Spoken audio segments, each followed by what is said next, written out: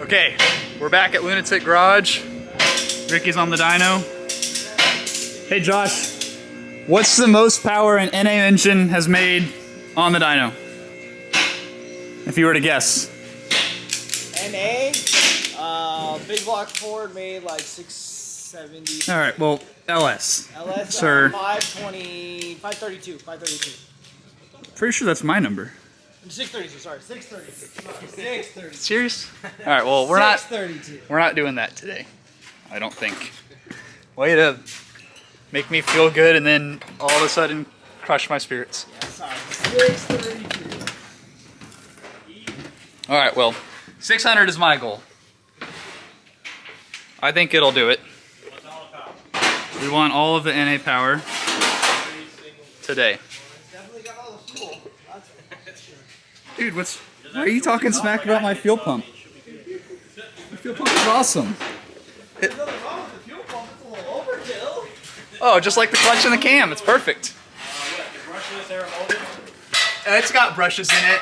Oh, it does? Yeah, it's not brushless. It's a little overkill. I would have placed it in a different location, but you know. Look, maintenance and accessibility is key. This is true. Because reasons. Because you're always breaking it? Because that's not what I said, but okay. Alright, we're going to get the car strapped down and... Do what? Sorry, I didn't call you on. Oh, they all know. We'll do a base pull, see where it's at right now. I think I've got 24 degrees in it, and then we'll start adding some timing and see what happens. Alright, for the first run, we're just going to baseline it right off the street tune I had in it. And then we'll see what she does.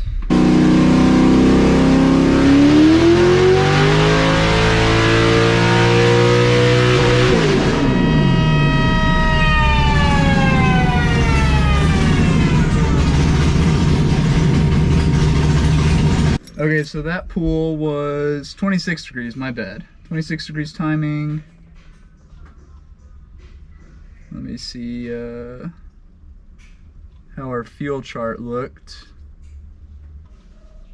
So fueling on that was a little rich, about 4% rich, but it was safe.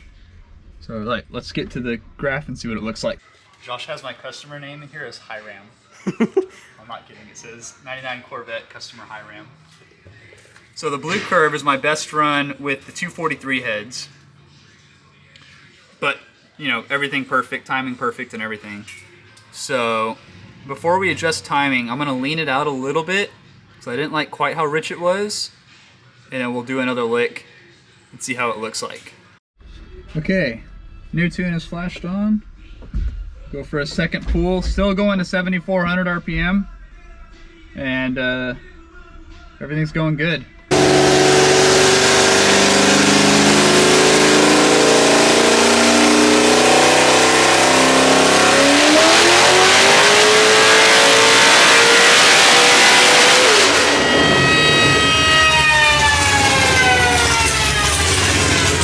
$561, $532. That was 560. 560. Holy Toledo. Horsepower. We picked up like 30 horsepower just from leaning it out a little bit. Yeah. What the fuck? Okay. Let's go for all of it. And it's still, the green is still peaking, isn't it? I got out of it a little early. Or I lifted, but the green's still climbing. Yeah, it didn't even peak. 65, it still looked like it was climbing a bit. I got out of it right at 73.50. On here it just says 65. Yeah. So we must have messed something up when we were trying to calibrate the RPM. Yeah. So that RPM is not accurate, but that was peaked at 73.50 and it was still climbing. Horsepower. So, Go 78. Alright, well it's still a little lean. Alright. And it picked up a lot, so I'm going to lean it out a little bit more. And then flash this tune on, and then we'll just do another hit until the fuel is good, and then we'll put timing into it. Sounds good.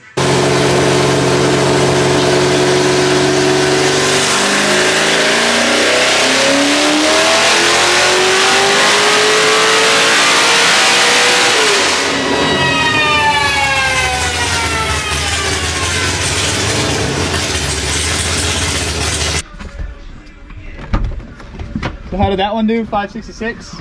So let's pick up a few horsepower. Okay, so previously, to recap on that last pool, it made more power a little richer under 5,300 RPM, but after 5,300 it liked to be lean. So I kind of adjusted the power enrichment curve to simulate that. Tweaked the fuel curve a little bit. We're gonna do another hit, just still on 26 degrees timing. And then keep dialing it in until the fuel curve is perfect. Ready, John?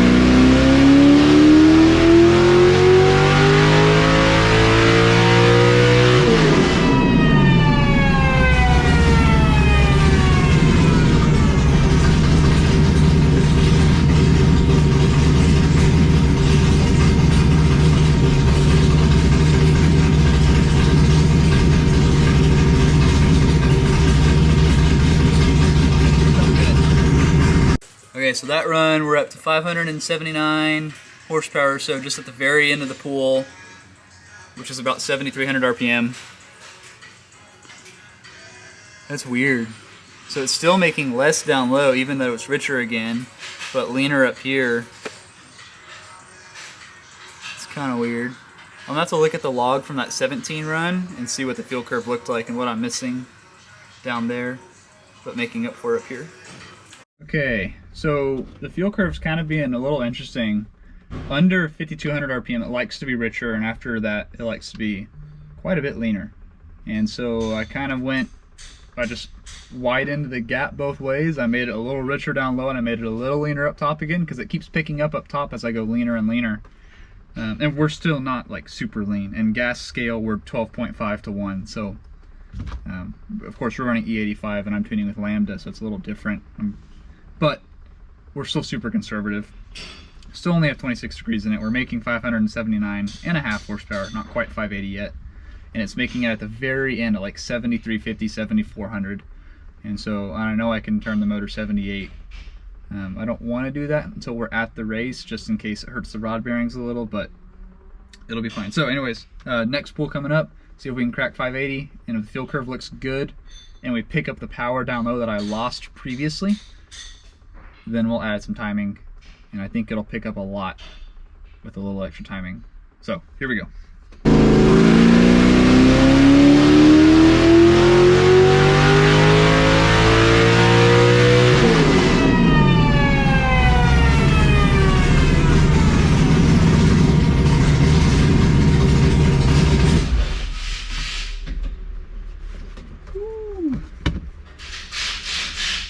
Yeah, fuel curve is looking, I mean, we're 1.6% off in the worst spot, so the fuel curve's basically done.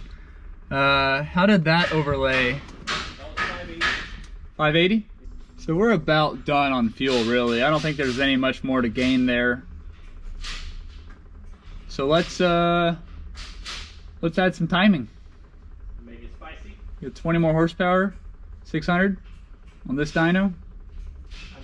I think see it. All right, let's flash it and see what happens. We'll start with 1 degree, 27 first. All right, we'll see what happens. 27 degrees in the motor, went up just 1 degree. I made one tweak in the fuel curve at one cell that was just a little rich, but it's not gonna have an effect. And so we'll whack it with 1 extra degree, overlay the graphs, see what the hell happens.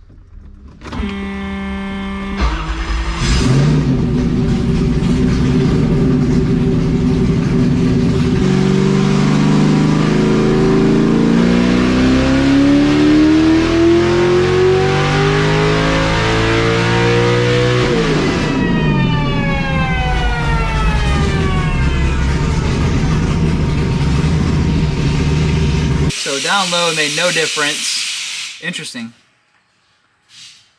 In that case, let's go back to the 26 here and below. And then we'll try 28 plus up here. Dang, 585 though, almost 586. 600 horse might be a little out of reach. Let's see though, we'll keep trying and see what happens. 5600 and lower. It made no difference running 26 versus 27 degrees of timing. So, below that, I'm gonna leave the timing where it was at 26. And I'm gonna leave the next cell, which is 6,000 RPM at 27.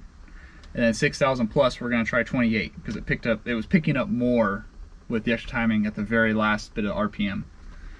So let's make those changes, reflash, and see what happens. Oh, you know what, guys? What? What'd you do? For some reason, it only ran 26.5 that pool. You ran 26.5? Degrees timing, yeah. Oh, I forgot to flash it in both octane tables. Gosh dang it, I forget that every time. Frick. Alright, well, we're gonna try this again then. Let's see what happens.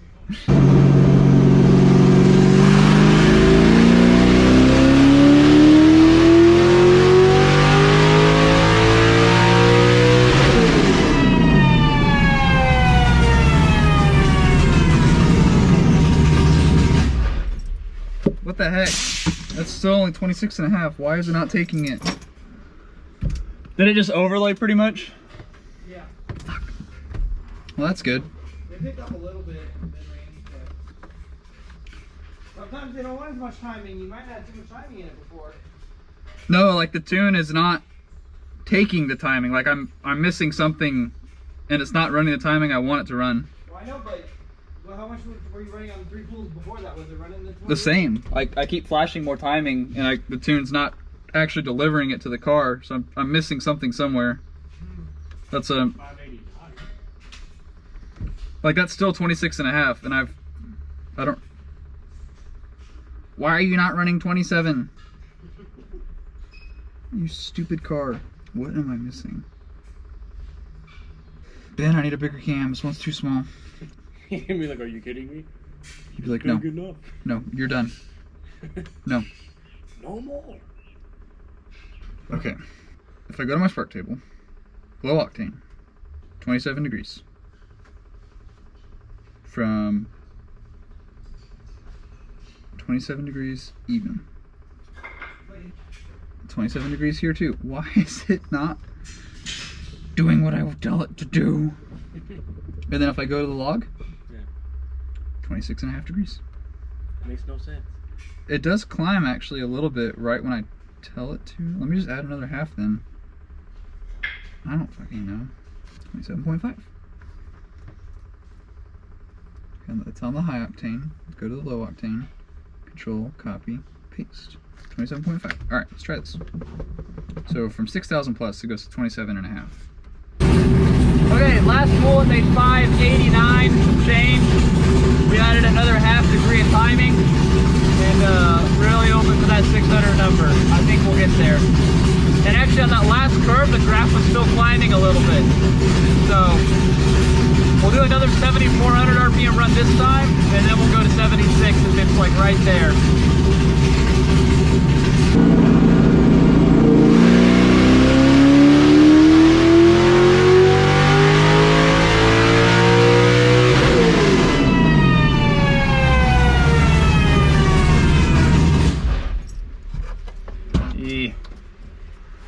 I don't think it picked up anything.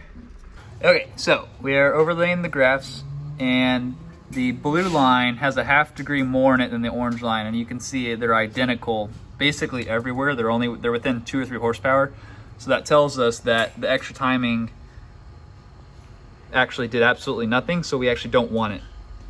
If we're making the same power with less timing, that's always a better scenario for the engine. So with that being said, I think we're pretty much done on timing. I'm gonna try to look through the computer for a little bit, look at the fuel curve, and just think about some stuff and see if we can maybe squeeze 10 more horsepower to make 600. Okay, here we go. Need 10 more horsepower. A little leaner. Back off the timing a half a degree. I'm gonna turn it 200 more RPM. See what happens.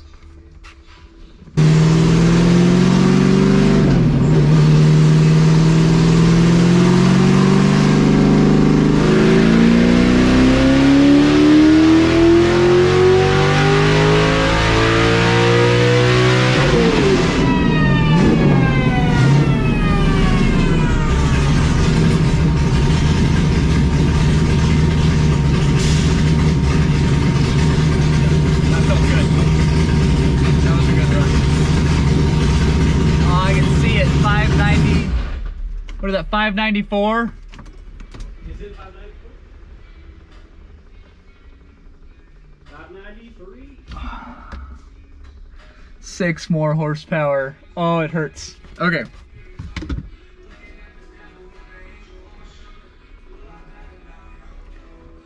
Oh, it's so close. So close. Ah! Josh, we need to lie. No, I'm just kidding. We'll figure this out. 6 more horsepower. That's all I need. 6 more. Oh, God. Hold on. I gotta get out of the car, look at the graph, see how it looks. Okay, there it is. 593.8. Very big in. You can see it's just laying over nicely. It's peaking. This RPM gauge isn't accurate. Actually, I need to change that. It just shows speed. So, we're so close. It's basically peaking at like 7,400, but I wanted to pull it to 76 just to make sure that everything looks cool. So when I go to the mile, I know that there's no valve train breakup or spark or anything weird like that. All right, I'm gonna take a photo of this, get back in this car, look at the scanner, and see if there's anything we can do to make 6 more horsepower. Okay, I tweaked the fuel curve a little bit, let the engine cool off a little more. And gonna whack it. We're so close to 600. I want it so bad.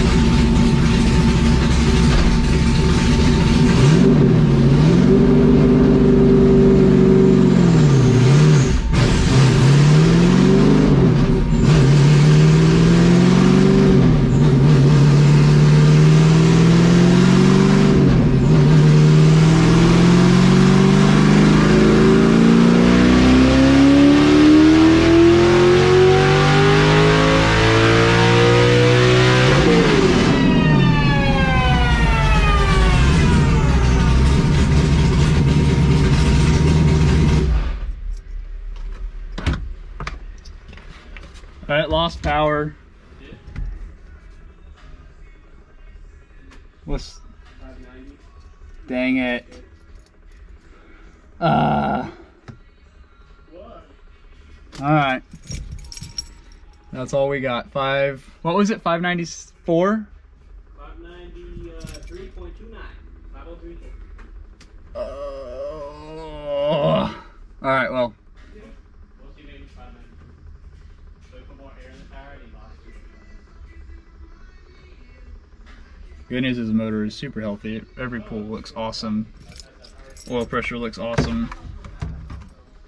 Everything looks good. Just stinks that we're 6 horsepower short. That hurts. Oh, that's poopy. Well, frickety frick. Alright, that wraps it up today. I do have some more powerful ignition coils coming. These are still the stock 99 Corvette coils.